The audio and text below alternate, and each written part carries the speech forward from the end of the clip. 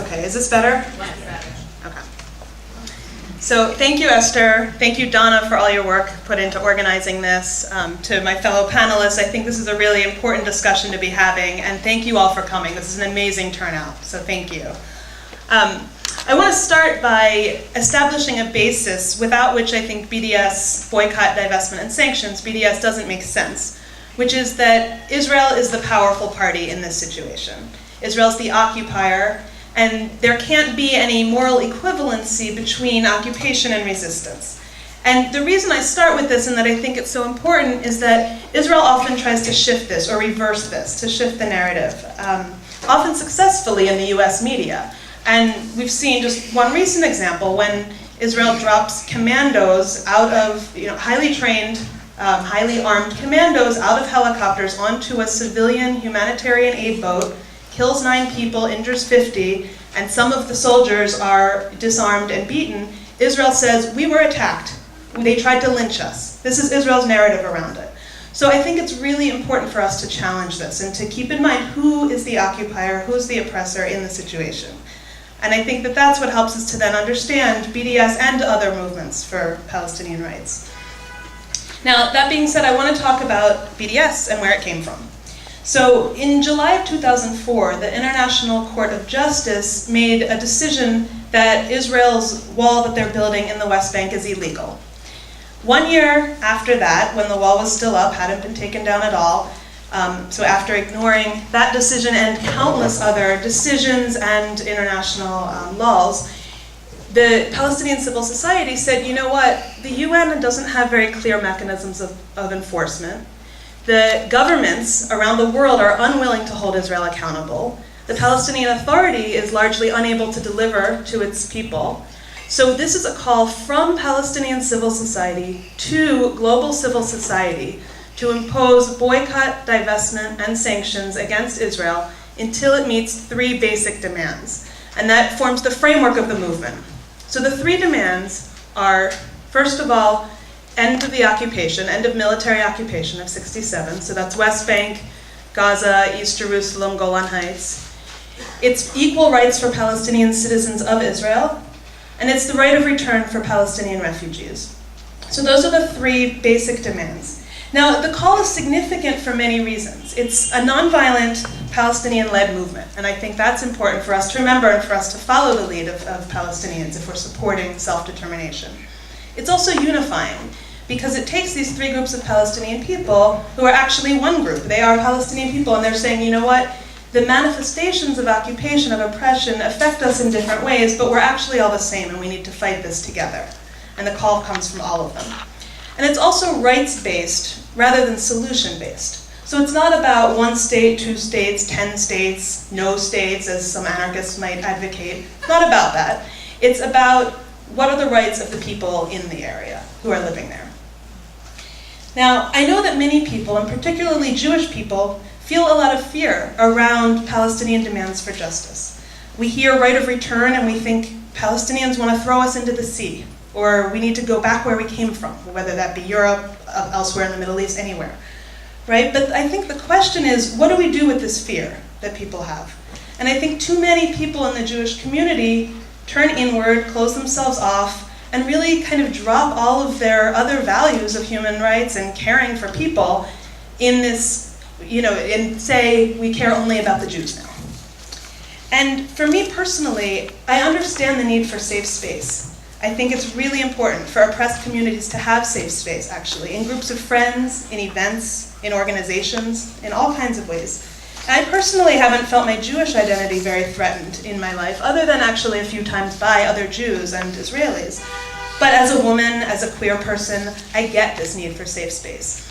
But for me, I don't think that we actually need to build entire exclusive nations based on the idea of protection for one particular group of people.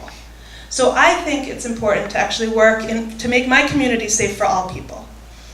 And again, I understand, though, the impetus for people to want to have, even to go this far, to have a kind of a separatist nation that protects one particular group of people. But when it loses, for me, when it loses its legitimacy is when it then takes away protection, safety, and security of other people. So when you talk about having a Jewish state, in a land where the majority of the indigenous population is not Jewish, that requires anti-democratic practices. It requires ongoing occupation, oppression. And that's what we've seen in Israel-Palestine. And I think people come to terms with this in different ways. For me, it happened when I was staying with a host family in a refugee camp in the West Bank. And my host mother talked with such love and pride about her village of Zakaria that she has never lived in. Her parents were kicked out in 1948. She's only in her 40s, so she's never lived in this village. And I, as an American Jew with no familial ties to the area, could move thousands of miles across the ocean and move into her village and get full citizenship rights. And she, who is from that area, who lives now less than 20 miles from there, is not even allowed to visit. So this, for me, is what kind of clicked. And I say this because I think it's a major stumbling block for Jews in supporting Palestinian-led movements in general, and BDS in particular. So I want to challenge you today to assume for a moment that when Palestinians talk about the right of return, it does not mean throw the Jews into the sea. It's a simple articulation of a basic human right. And I want to challenge you also to take at face value the BDS movement's anti-racist politics, to actually believe them when they say, you know what, we're committed to fighting all forms of racism, including racism against Jews. So BDS is not a threat to Jews. It's actually an invitation to true solidarity. And if used well, I think it can help even out a power dynamic and create conditions in which true negotiations can happen and a just political solution can come. So that's the background that I'm coming at this from. Now I want to go into the specifics of actually what are B, D, and S. So boycott, we know what a boycott is. It can be individual, it can be collective. It's stronger when it's a collective public campaign, but it is something that individuals can pretty simply do as well. And it can be consumer boycotts, corporate, sports, labor. We've seen recently South African, Swedish, and Norwegian dock workers responding to a Palestinian call a couple weeks ago after the attack on the flotilla by refusing to unload Israeli ships. So that's a labor boycott.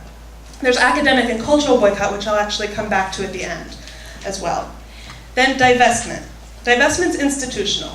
Academic, labor, municipal, religious. It's disinvestment on institutional levels from Israel and from corporations profiting from Israeli occupation and oppression.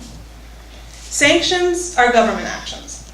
So in some ways, in many ways, especially in the US, this is the last step. So we need to keep up pressure on our government for sure, but this is something that without the boycott, the divestment, the change in public opinion, we're not going to get there to sanctions here. But there are a lot of countries who have actually pulled out their ambassadors from Israel, especially in response to the flotilla attacks and also in response to Israel's attack on Gaza last year in 2008-2009. So there are some successes. But we also may not win every campaign. And I want to talk about what success means. So a recent example is at UC Berkeley, where students proposed a bill that would divest from two companies profiting from Israeli occupation, General Electric and United Technologies. This bill passed through the Student Senate, was then vetoed by the president, and then lost a veto override by one vote. So it didn't go through. But what happened around this, all of the discussion that happened at UC Berkeley and in the media and all over, is really unprecedented on college campuses and in the US. And I think this is a success, and this is proof that BDS is education, that BDS promotes dialogue and discussion, actually. I think also the resolution is a good example of how flexible and context-based the BDS movement is, because the resolution only talked about occupation. It didn't actually address all three demands. And that's fine. The BDS movement says, these are our demands, but you do what works in your context. As long as you're not undermining the call for BDS and undermining the other two demands, if you want to fight a campaign that's specifically about occupation, because that's what works, then do it. BDS is a tool. We only use it in so much as it works. I wanted to spend the last minute or two talking about academic and cultural boycott, because this is where I think there's the most misunderstanding, and I think it's a very important tool. And the primary thing to remember is that the academic and cultural boycott call from Palestine is institutional and not individual. So the Palestinian Campaign for Academic and Cultural Boycott of Israel, PACB is the name of the organization, states explicitly that they do not want to get into blacklisting and McCarthyism. It's not about this person's good, this person's bad. If someone's work is offensive to you academically, culturally, you have every right to protest, to boycott it, as you would the work of